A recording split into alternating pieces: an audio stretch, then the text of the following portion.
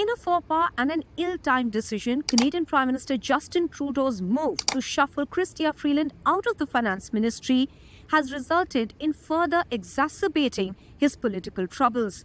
This is because the Deputy Prime Minister and the Finance Minister Chrystia Freeland decided to resign from the cabinet just hours ahead of delivering a fall economic statement that would have also addressed concerns around Donald Trump's tariff threats against Canada.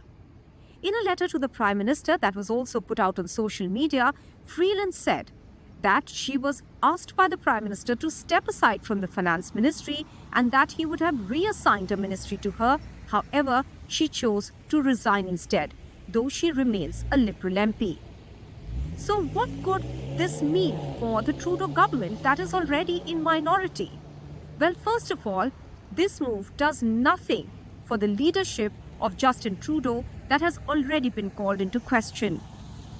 The loss of confidence from his own minister, and that too the second in command, shows that his leadership is weak and that the clamour for the change of leader of the Liberal Party could only further grow ahead of the federal election next year in October. Moreover, this could also mean that there could be a further push for the government to in fact step aside and make way for fresh elections earlier than October. Though so far the NDP that was supporting the Trudeau government from the outside and had actually pulled support which left the government in minority has been supporting the government on a case-by-case basis, and so even Bloc Québécois, which have been saving the government so far. However, if this lack of confidence translates into these two parties as well not supporting the Trudeau government, it could clearly spell trouble for him with early elections. And early elections would not augur well for Trudeau, who is in the process of making decisions to make life better for the Canadians, even though, as per polls, he continues to remain hugely unpopular at the moment because of the inflation as well as the housing crisis. So why has Freeland taken this decision to step down from the cabinet? There are two stated reasons and one unstated reason.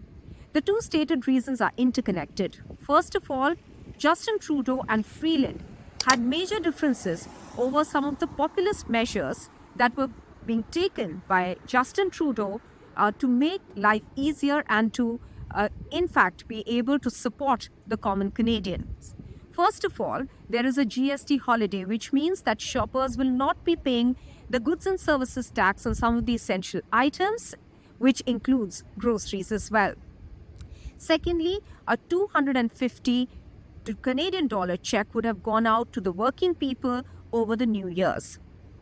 Freeland felt that these measures were political gimmicks that would be costly for the Trudeau government, especially in face of the tariff threats from Donald Trump, and for that they needed fiscal prudence.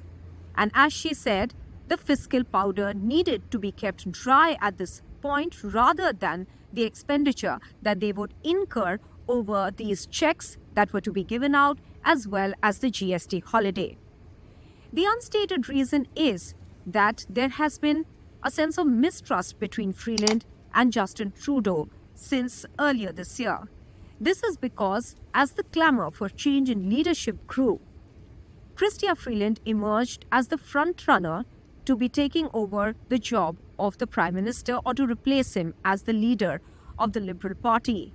This perhaps instilled a sense of lack of loyalty that Justin Trudeau felt in Freeland.